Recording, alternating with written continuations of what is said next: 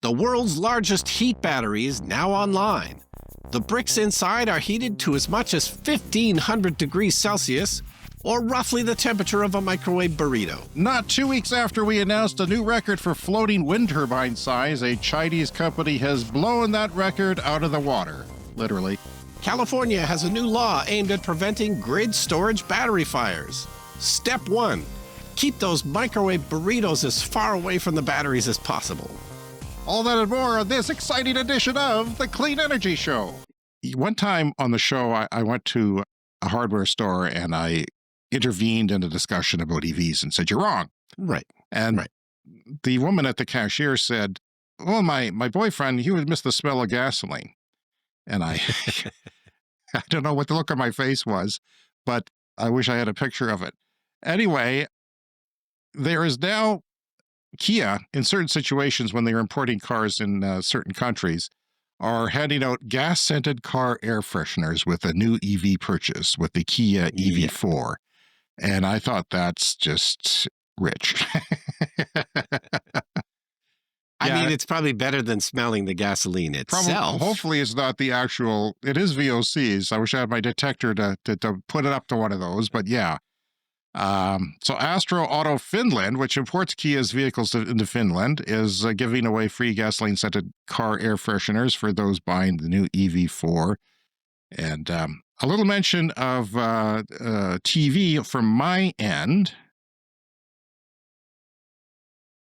Yeah, that's a retro, but it's not used very often. But I finally started watching the television series Fargo, which is, for us, airing on Prime now, with almost as many damn commercials as there is in real life, which is just pissing me off.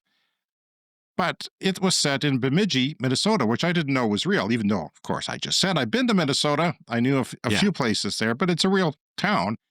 And when the pipeline plane buzzed my house at 300 feet above, terrain yesterday, I looked at it on Flight Radar 24 to see where it had gone previously in the day. And because it flies so low, the radar just dips out for like a couple hundred kilometers at a time, but then you see it pick up if you keep zooming back on your map of North America, and it went all the way to Bemidji, Minnesota. That's where it originated.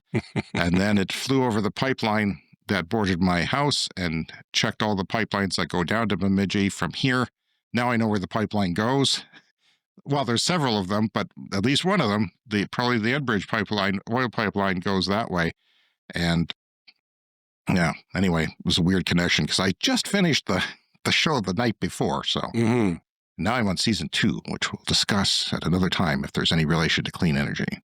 Yes, I really enjoyed particularly the newest season of Fargo, season 5. And I think, I think we said before, it's shot in Calgary, and we've had at least one friend that worked on the show. Season 5 is your favorite then, eh? Yeah, I think so, yeah. Okay, good. Well, I heard a lot of people talking about season 2, so I was going to maybe stop there. But now I've got motivation to keep going. Yeah. All right, so moving along, this is from Energy Storage News. There was an announcement very recently from Hungary that claimed to have the world's largest industrial heat battery. And just a few days later, that record was already broken. So this is a thermal energy storage heat battery, and it's been put up in California. Rondo Energy is the company behind it, and they say it's a 100 megawatt hour heat battery, and this is at an industrial facility operated by the Holmes Western Oil Corporation. So they have a solar farm to power it. So they heat it up with solar during the day, and it stores a ton of heat, over 1,000 degrees Celsius. And typically they discharge that over a 24-hour period, but they can store it for as much as a few days if they have to. They're claiming a round-trip efficiency above 97%. And if heat is what you need for your industrial processes, it really doesn't matter how you make it. And you might as well make it with clean energy. So this is for an oil company, and they have other natural gas heaters doing the same kind of job. So this isn't some magic solution that has eliminated the carbon emissions from this facility, but this is a start. Heat batteries are going to be huge things. These industrial heat processes are a huge contributor to greenhouse gases. So the more of these kind of clean heat batteries that we can put into operation, the better.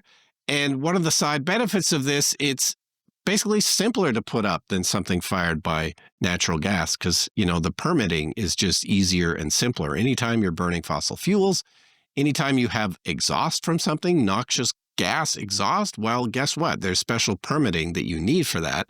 And you don't need it if you just have a heat battery that is powered by solar panels. Wow. We got a press release from Rondo Energy about wind turbines. So I don't know if they get into other things as well. Yeah. Yeah, and this isn't industrial, right? It's working alongside industry. Yeah. Mm-hmm. Is it the oil industry? Yes, it is an oil company. Yeah. Well, I'm not sure exactly what they're using the heat for, but okay. Well, Uber Green is shifting to Uber Electric. Have you ever used an Uber Green, Brian Stockton? yes, I have done that. Yeah. You've had is it come up as an option when you're ordering an Uber in some cities? Yeah, exactly. You don't always see it. It just depends on how many electric cars are in the route, but I have definitely chosen it on certain occasions. So Uber Green is an eco-friendly ride option that connects you with drivers using hybrid or fully electric cars, but now they're calling it Uber Electric. It's renamed. It offers lower emission alternatives to regular rides, at least it used to, with each trip producing at least 25% fewer carbon emissions than the average ride. Did you have to pay more for an Uber Green?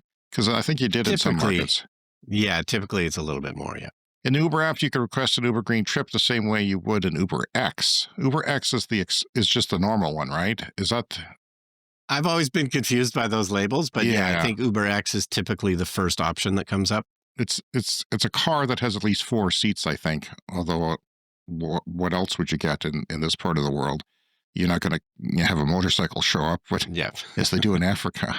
The new name reflects Uber's global increase in EV adoption. We've talked a lot about Uber trying to move towards EVs, but private vehicle owners have to be encouraged. So they are offering $4,000 in grants to switch from gas to electric, which is less than the U.S. grant you would have had from the government, the tax break of $7,500 that just went away like a couple weeks ago.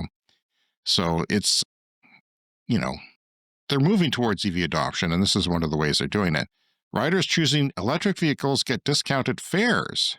So you can choose an electric vehicle and get a discounted fare now instead of paying more, which is really weird. I guess it kind of makes sense, though, because the cost of driving electric should be cheaper per kilometer. I don't know how long this will last. I guess it's part of the rebrand celebration. But, it's... If you drive an electric vehicle and you get a higher rate as an Uber driver, as a gig worker, as crappy as that can be, at least it's maybe a little bit better. And I've seen plenty of people driving Bolts, like they'll lease a Bolt or a Leaf in the United States and with the purpose of full-time Uber driving or Lyft or whatever. Yeah. And they find that, they have to take the time to charge maybe once in a while. But the fact that they paid such little money for it increases their salary. If they're leasing it for like 3 years or something like that and have the $7,500 taken off that, it's crazy. And they're a nice car to drive in. Although the back seats on my Bolt aren't great, but I mean, they're short rides. They're not going across the country like my family sometimes did, at least a couple of times. So there are now 200,000 EVs operating in Uber's global network. 1 in 4 Uber riders say their first ever EV ride happened through the Uber app, which is another big plus for this, because you want people, especially around here, who think they're unicorns, they're magical unicorns, these EVs, and they're not real.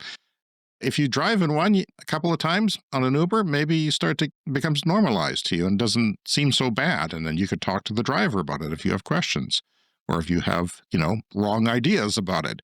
So Uber has long supported electrification, they say, partnering with autonomous and EV startups like the now defunct Arrival to promote sustainable mobility. And as U.S., the EV incentives shrink, disappear, at least nationally. Locally, you might get some.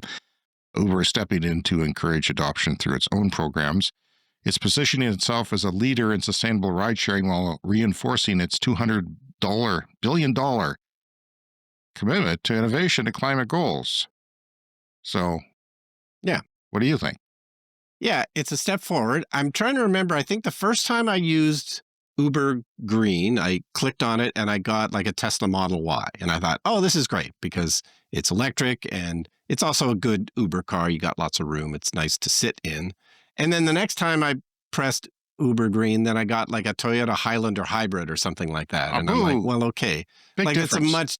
it's a much different thing. So then, yeah, I haven't really pressed it much after that, which sort of points out for me, like one of the biggest issues with Uber is I'd love to be able to just pick what car, because the problem is like you Yeah, can yeah. pick Uber X and get a Tesla Model Y, or you can pick Uber X and get a Toyota Corolla, which has a short back seat that I Right. bang my head on the ceiling.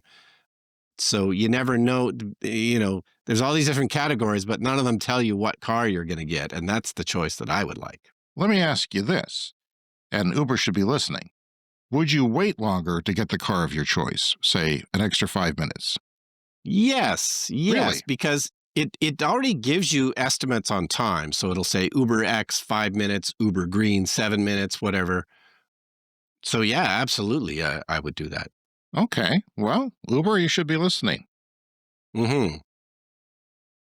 But I would also add that I just spent time in Toronto and Boston, and these are both cities that have terrible traffic. Like they're both a nightmare in terms of car traffic. And Toronto historically has had pretty good public transit, but they're just not keeping up. They need to expand it, and they are. They're just not doing it fast enough, and they haven't done enough to. They haven't done a congestion tax or anything in Yeah. Toronto, so that no one is discouraged from driving downtown. And for some reason, everybody wants to drive downtown, which is a Right. terrible idea. Terrible. The traffic is horrible, and Boston seemed to be very, very similar. We took some Ubers in Boston, and it all seemed like a pretty nightmare traffic scenario. And not a lot of electrics in either Toronto or Boston. Like you definitely see them, but it's not like the West Coast. And so, you just have these enormous amounts of traffic in both of these cities, and most of them are gas powered. And it just seems like you're going back to the 19th century. Like it's unbelievable that these cities, the lifeblood of these cities is still mostly gasoline cars. It's really crazy. Now, you and I lived for over a year, I guess, in the same neighborhood. We overlapped. I did, 14 months in Toronto or something like that. Yeah. So did you take your bike downtown very often from there? Yeah, I did. I enjoyed it. Yeah. It was about 30 minutes, as I recall, roughly, maybe to like Union Station or something, like right downtown. Yeah. Yeah, I remember doing it. I was thinking it's as fast or faster than the subway. But wouldn't it be great if there was bicycle infrastructure? Because I had to ride in the streets. I was a young man who didn't value his life quite as much as I do now. So I think that would be just fantastic if there was excellent bicycle infrastructure for that city, because I did it year round. There was a couple of days with snow. Maybe the year that I had was different because, the military was there shoveling them out one year. But it seemed like a place that you could bike year round, even for a guy who never did it before. That was my only transportation there. Yeah, and the bike lanes have really improved. Like back when we lived there, you really had to think about your route. And if you did it long enough, you sort of had your own you could figure out some special routes that were better. Yeah. But they have quite a few bike lanes now in Toronto. They still need more. And there's a lot of some political out, though. opposition. The provincial government is taking some out, which makes me think that if the city, which is more progressive than the province or the suburbs, wanted to do congestion pricing, the province would come in and say no. Kind of like what's happening in the States. The federal government is trying to kibosh that. Yeah. Well, in Toronto, there was an amalgamation. Like there used to be separate cities. Toronto and East York and North York, they were all separate cities, but they were amalgamated many years ago. So the progressives live downtown, but they're always outvoted by the suburbs.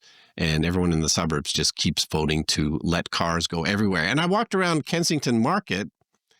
It's, a famous market in downtown Toronto of lots of really interesting shops. And it's on these really narrow streets and just packed with people. And it'd be a no-brainer for this to be pedestrian only. But they still allow cars. It's absolutely insane. These narrow streets, not only do they allow cars to drive through Kensington Market, they allow you to park there too. Like people treat them like it's a normal street. And it's just packed with people, like an obvious no-brainer that this should be a pedestrian-only area. Okay. All right, so from Canary Media, new regulations to prevent grid storage battery fires in California. So back in January, we may have talked about this on the show, I can't remember, but the biggest so far battery fire, grid storage battery fire in the US was in Moss Landing back in January. And California, we know, has been ahead of the curve when it comes to grid storage batteries. They're going quite heavily into grid storage batteries. But this one came online way back in 2020, which was the absolute dark ages for grid storage batteries. The whole idea of a grid storage battery is probably, what, 10 years old at most? I'm sure there's been some experiments, but for all Yeah. intents and purposes, sure. Maybe not Yeah. even, like barely. So back in 2020, they kind of didn't know what they were doing yet. They did this installation. Now already we have a better understanding of these things. And typically a grid storage battery are in shipping container-like things, and they're kind of spaced far apart. And, you do that for fire prevention. But they didn't know to do this back in 2020. And they even put batteries into an existing building. They had this empty building, and they thought to themselves, well, we've got this empty building. It's not doing anything. Let's put some batteries in there.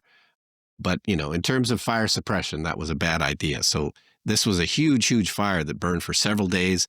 They had to evacuate some surrounding communities. It destroyed this building that they had put some of the batteries in. Because when we did cover it on the show, and they said, no worries. Don't worry, we tested the air, it's fine. And I was kind of skeptical about that because I was thinking about air quality at the time as well. Yeah. So basically, California has decided, okay, we need statewide regulations for this, because previously this was just a local matter. So you might have some local city council, whoever the safety inspector is, have to approve this. Maybe they've had absolutely no experience with grid storage batteries. So now there are statewide regulations in California, and it includes liaising with the local fire department wherever you are. So you have to, plan properly for a fire if there's going to be one. And of course, all of these new ideas of putting them in storage containers, putting them far enough, having fire suppression systems, and so forth. And this is important because, like I said, California has been a real leader in this. When this one came along in 2020, they had 15,000 megawatts of batteries. They had only hundreds in 2020. And this year they now have 15,000 megawatts, and they're aiming for 52,000 megawatts. This is in a building, you say, like inside a building. Part of it was where the fire was, yeah. So I never understood that to be the case. Everything I see are shipping containers outside. We have one by my house here that they experiment with. But yeah, it just seemed like it was during our podcast. We've been podcasting for 5.5 years when Tesla they came up with a product, the Megapack, I think they were calling them at the time as well. Yeah. And for grid power, they were basically storage containers or something that size that went outside. And they put it up in California. It made a lot of headlines because it was a bigger scale thing at the time. And then Australia said, hey, maybe we really could use something like that. And Musk came out and said, well, we'll have it going in, I don't know how many months. I think it was it wasn't very long. It was 90 days or something. Yeah, it was really fast. Maybe a couple of months, maybe 3 months. I don't know. But it was really, even then, when I had more faith in him, I thought, no, but they did it. And they said it's basically guaranteed it. We can do it or it's free. And they did it. And in Australia, they learned from that, and they realized they were saving a lot of money from power outages and equipment failures because they could respond to increases in electricity use really instantly with those batteries, as opposed to winding up a fossil fuel turbine or anything like that. And so then they went gangbusters on batteries ever since then. Yes, and of course, there's been at least one bad battery fire in Australia. And so, but again, this is early days. 2020 is when this was all starting to crank up. So it's only 5 years later. We've had a few fires, and, we have presumably learned from that, and this shouldn't be as big a problem going forward. Well, from what I understand, they can have better technology to find a cell or a section of the battery that is Yeah. undergoing a thermal runaway, and they can suppress it. There are different ways of doing it. All that said, I believe, and I think you would probably agree, that from what we've heard recently with sodium ion batteries, that is a new chemistry that has been around for decades, but has now been perfected to the point where it makes sense now. They have lower energy density, so it doesn't matter so much how much power the volume and weight and size of it comes out with than lithium. And ultimately, they will be much cheaper. In fact, incredibly cheaper. And it seems, it's hard to say for sure, but from what we are hearing from China, that is probably going to be the future of grid storage. And those batteries are a lot safer. They don't have Yeah. the thermal runaway problem, and you can drill a hole in a pouch pack of them and they won't ignite like a lithium battery will, although that's usually not the cause of the fires. It's usually a defect that causes it to heat up and heat up and heat up, and then the other cells heat up and heat up and heat up next to it. So that's exciting because, you know, I see a tremendous amount, and they're talking about really low prices per kilowatt hour of storage or kilowatt of storage capability, like $10 or something like that instead of 150, which it has been recently. Yeah. And, because of California and these new regulations, it's not like it's without issues or complications when installing one of these things. But as I've said many times, solar, wind, and batteries is just infinitely easier and less problematic than pretty much anything else, than fossil fuels, than nuclear power plants, than fusion, for God's sakes. Like, let's just get on with it and install more solar, wind, and batteries. Yeah, because time is of the essence. That's the problem. If this was 30 years ago, we could be saying, okay, Yeah. well, fusion hopefully comes around, and they were saying that Yeah. then, but and small modular nuclear, we really need, I do want to talk a little bit about nuclear. I want to interject here because this morning, as I was enjoying my second cup of coffee, the Prime Minister of Canada was announcing billions of dollars for Canada's first small modular nuclear reactor, which is under construction in Ontario. They're going to build 4 of them. It's going to cost $21 billion, which means it might be $30 or $40 billion in reality by the time they're done, because this is a new technology. I feel good about it, except for the price tag. I'm worried that the price tag is, it just, from what we talk about on the show, seems like a bad idea, because what we're doing here in our province of 1.2 million people, Saskatchewan, Canada, is we are extending our coal plants to 2050, which is a whole generation, Brian. It's a whole generation from now. It's 25 years. And it's just absurd that we'll be the most coal burning place on the planet, probably, except for some place in Siberia or something, if Siberia and Russia continues to be the way they are. And who's going to want to do business here? The planet's going to warm up. It's going to get worse. And people are going to be even more conscientious about that. Companies are going to be more conscientious about their carbon footprint. Why would anyone come here and do business if we have by far the dirtiest grid in the world? And here's another thing. We're going to replace those with small modular nuclear reactors. We're going to be on the forefront of that, perhaps, in the 2030s. But that's going to be so expensive. We're going to have the most expensive electricity because we're putting $1 billion into the coal to keep them running. We have to pay for the coal. We have to pay for upgrades on the one that is trying to capture carbon from one of those plants, so not doing a very good job. It's getting like 50% instead of 80 or something like that. And with the most expensive electricity, here's what's going to happen. I'll tell you right now what's going to happen. You can mark my words. People are going to disconnect from the grid because solar and batteries, like home batteries or car batteries, but mostly home batteries, by 2050, are you kidding me? Like, roofing will be like, do you want a shingle or do you want solar? And do you want a battery of this size? And think about a 6 kilowatt system on a home now for solar.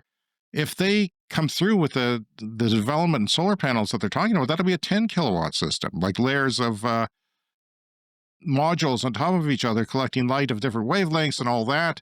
If that comes through, and I have no reason to believe it won't, because there's so much solar in the world that advancements are incredible. So that's going to happen. And then people are going to, and then the electricity gets even more expensive because less people are Yeah. buying it. If you're a yarn industry here, or a farmer, even a small business as a farmer, you're going to set up your own power. You're going to disconnect from the grid. And that's going to make it even more expensive. We're just going to go bankrupt. And at the same time, be polluting the planet. It's just insane. It's just the wrong idea to have no solar and very little wind here. There was a story on Canary Media this week. An Ohio couple is suing the city over their rooftop solar fees. So in Ohio, this couple built a very expensive solar and battery system on their house. And then just after it was finished, they changed the regulations and now they have to pay all these extra fees for it. Oh, crap. So they're suing. But of course, the solution for them is, yes, suing them is a good idea and hopefully they can make some positive change. But they already have a very expensive system with solar and batteries. Just add a couple more batteries and then disconnect from the grid and just, tell them to go F themselves. It's just ridiculous. It's absurd. And, like the home plug and play solar panels are now a thing. And hopefully that'll become, I'm sure if they aren't allowed, it's going to become a black market thing. But I could add more panels to my house just by setting them up in my yard and plugging them in. I've got a fence that faces south that I would love, and it's got reflection off the snow in the winter. It could be quite interesting to have extra solar. And I'm thinking about it if it becomes a possibility. But I digress. MingYang, that's a Chinese wind turbine manufacturer, unveiled its next generation floating wind turbine platform called the Ocean X. And it is a Y-shaped thing. So it basically goes down to one point on the ground and splits off into two turbines. Yeah. Two very big turbines. Why floating? Well, for people who are new to the show, or if you're not aware of this, the continental shelf on some places in the world, that's the shallow water off the coast of places. So the east coast of North America, it's got a pretty good shelf for wind. So you can put the wind turbine right into the bedrock on the bottom of the ocean floor. It's not that deep. Off England, UK, Finland, there's lots of places between them and Nordic countries that seem to have great. I'm not exactly sure every place in the world, but I know Japan has issues, like it gets very deep there. And I know the west coast of North America gets very deep and there's no bedrock even. There's a lot of sediment, like, hundreds of meters of sediment to not be able to set something up. So they have these floating things, but they're not completely floating. They don't float free. They float on the surface, but they have cables that go into the ground instead of concrete. So they sort of drill pilings to have the cables hold them in place. And it's more expensive than a normal, but you're able to use it where you couldn't before.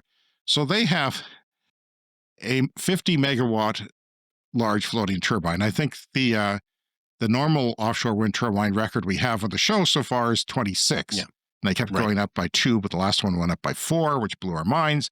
This is 50 megawatts with one floating turbine, which means 225 megawatt floating turbines on there, which is incredibly big. And because you can't put it anywhere, you could probably put it out of sight of the coast. You just need to run the cable back to shore. So that's very interesting. And the bigger they are, the more wind they can get more constantly, right? There's more drafts the higher up you get that's more constant, especially on the ocean. It can operate in deep sea environments of 40 meters or more. It's got 290 meter rotors on it, which is 3 football fields kind of. Claims, and this is interesting, to be typhoon resistant.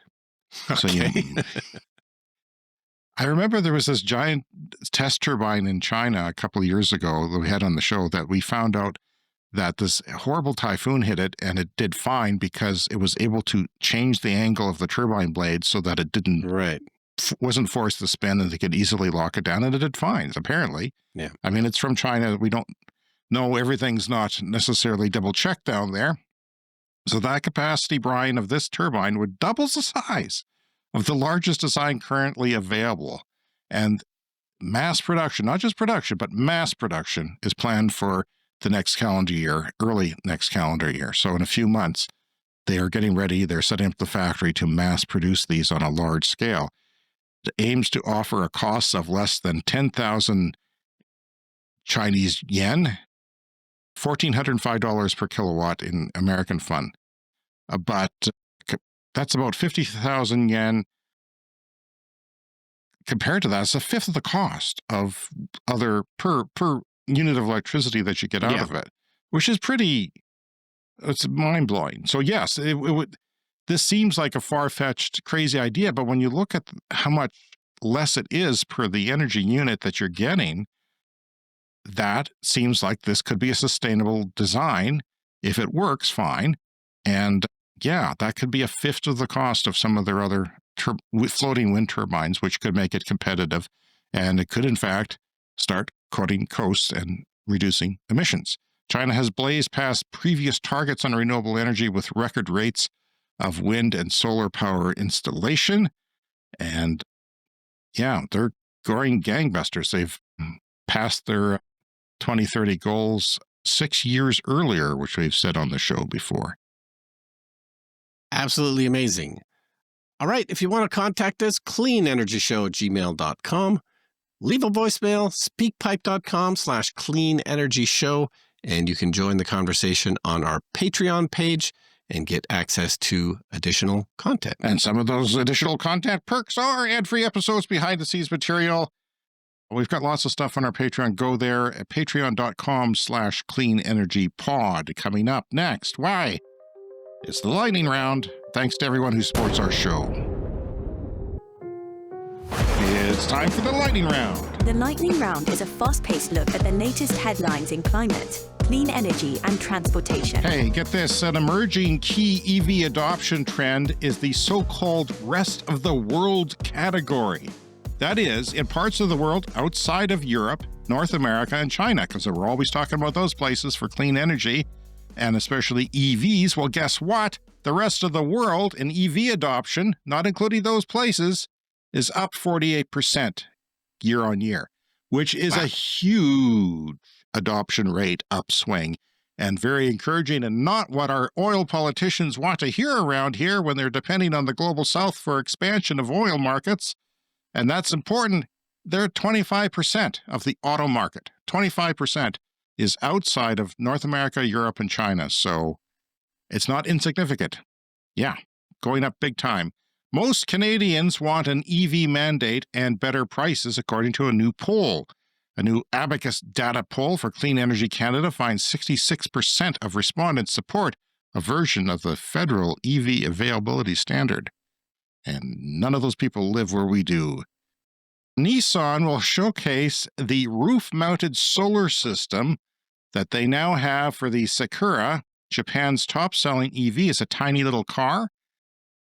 Next week, they're going to bring this out. They call it the AO Solar Extender. Nissan claims can generate enough solar power to drive 3,000 kilometers or 1,800 miles of free driving per year. And this thing, if you park it, will extend out over the front hood, but it sort of sits. It's not really it's not built into the car. It's sort of on top of the car. And a lot of people like that. So on a sunny day, 500 watts. On a windy day, you would close the panel, I guess. So you get 300 watts on a windy day. On a rainy day, you get 80 watts. So yeah, there's different amounts of power based on the day, but you have to park in the sun. Good for obviously camping and stuff like that. But if you normally just park your car outdoors anyway, whether at work or at home, if you park outdoors, I mean, amazing. You'd be getting not all of your charge from this, but a huge supplement. Yeah. Yeah.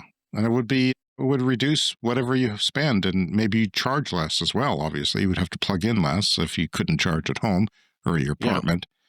Shares of Beyond Meat, which we haven't talked about much lately because we think of alternatives coming for meat to be very sustainable compared to actual beef.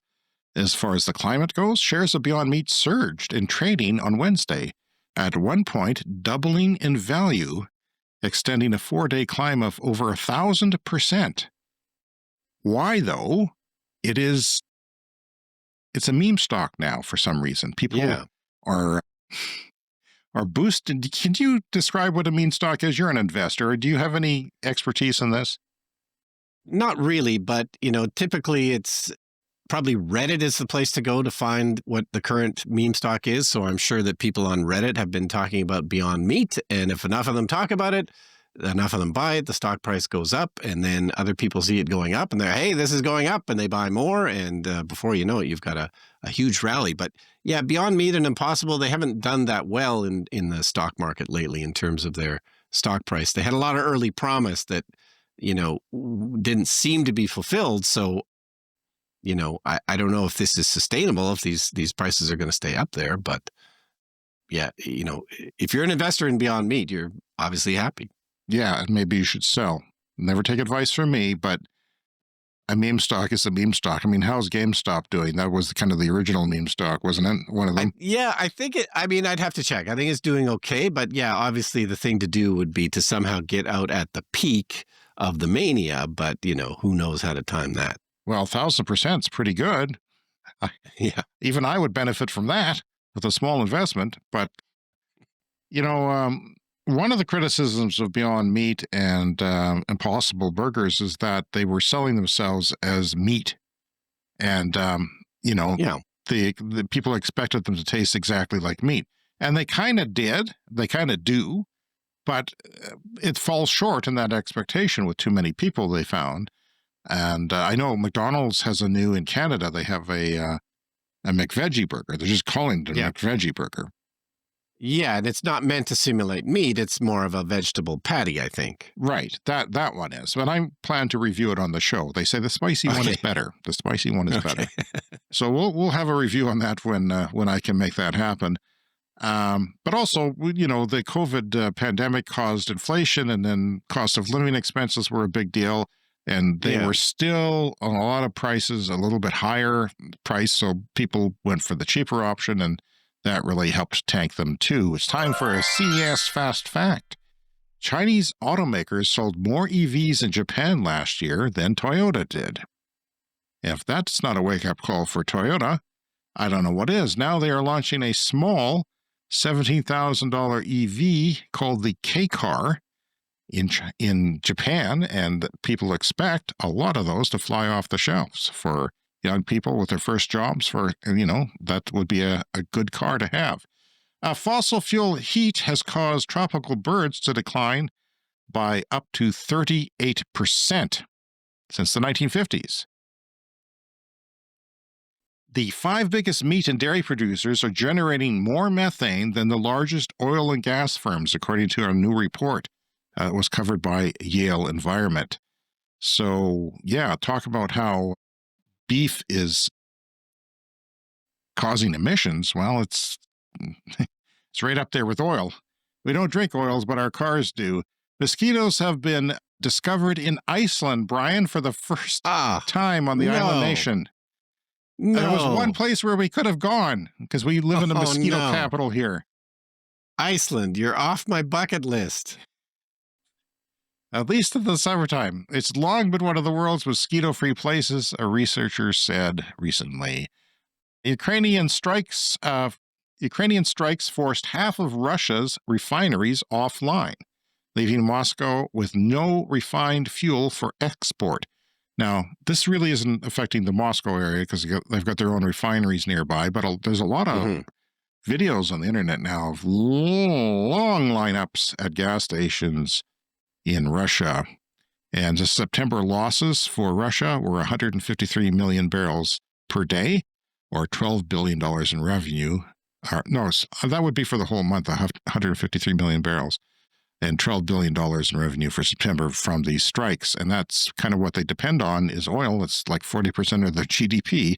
And so that's why they're probably sowing disinformation about EVs when on the internet with their bots and such. Here are the top 4 cheapest EVs in the United States of America per mile of range, according to Clean Technica. The Nissan Leaf, the base model, $99 a mile per mile of range. The Chevy Equinox comes in second, with the base model being $105 per mile of range.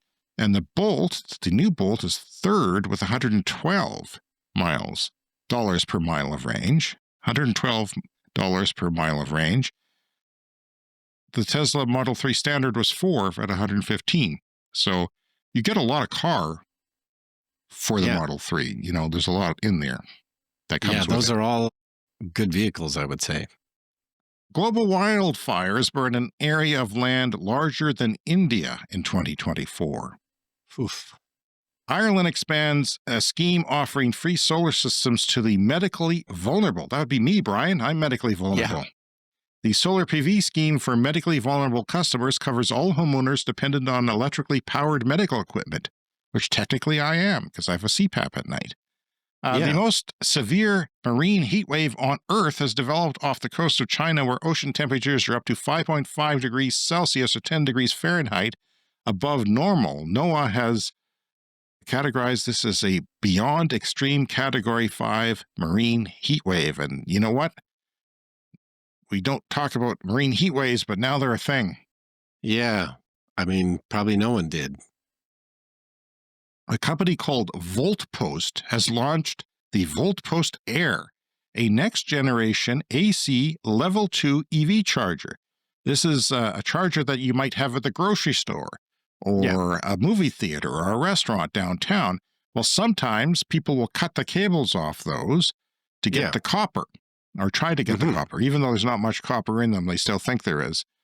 And so they've got a solution for this. They're mounted at 10 feet off the ground on lampposts, which kind of makes it cheaper installation because you're using that as the installation, not to pour concrete or anything. There's already power in there. And so it's kind of a cool idea because they're putting it where you can't reach it. But how do you get the cable? You just open the app and the cable drops down Nice. into your hand and you plug in your car. And when you're done, it goes up out of reach. So at night or when no one's around. That sounds like the future to me. It might be $1 million idea. And finally this week, Finnish researchers have revealed that cold wind generates more electricity than warm air at the same speeds. We've talked about how cold, dense winter air is better for wind turbines. Well, now there is proof that they've studied at length. Wind Power Advocates Renewable Finland sought to dispel the myth that warmer climates produce better conditions for electricity generation, disclosing instead that near-zero temperatures provide more high-yielding and profitable air for wind turbines. If it gets too cold, you have to have the cold weather packages, which use electricity, and it costs more to install that stuff, but it's probably worth it in most cases. Cold air has a higher air density than warm air, so it produces more energy. More molecules are hitting them blades and moving them blades when there's more of them in a given amount of air. So this effect is greater at height. So taller turbines, which are becoming more and more common, take better advantage of this on land or offshore. They're both the same. At 100 meters above ground level, the wind blows strongly, even on very cold days. Wind speeds near the ground vary significantly throughout the year offshore. In coastal regions and highlands, but inland, monthly average wind speeds show little variations when you're that high up. Even a very small amount of ice or frost on the surface of blades affects the amount of electricity generated by the wind turbine, as the precisely designed aerodynamics of the blades change with that stuff getting added on. Potential ice buildup can cause an imbalance between blades, which can strain the turbine structures and cause premature aging. Numerous cold weather sites around the world offer great wind energy potential in demanding winter climates. Ours is one of them. Research has been conducted in a number of countries to master the difficulties that atmospheric icing and low temperatures pose for wind energy. And I've reached out to one of our listeners sent a message on X saying that there is this wind turbine that went down to minus 30. Of course, they already have the minus 30 ones, but they're advertising one out now for Canada by, I think, a European country, and I've reached out to them. The one thing that they did do that was different was they said they might last 35 years, which is longer than kind of the 25-year, maybe 30-year average. So they might be building more longevity. When you do that, the cost per amount of electricity you get out of it is lower, and then the business sense makes even more sense if they do last longer. Of course, there's moving parts on these things, and you have to replace them, but it's very expensive to put that into the ground and have it as a structure that can withstand high wind speeds. So that's a good, interesting story, and I'm going to keep an eye on that. Excellent. And that is it for this week. So once again, if you want to contact us, cleanenergyshow@gmail.com. We're Clean Energy Pod on social media. And of course, that Patreon we mentioned, patreon.com/cleanenergypod. And of course, we have a merch store, and that's in the show notes. Thank you to all of our Patreon members for supporting the show, especially our executive members, which get a shout out every week, Green Bastard, Brent Routley. And thank you to all for joining us. We hope to see you again next week. See you next week.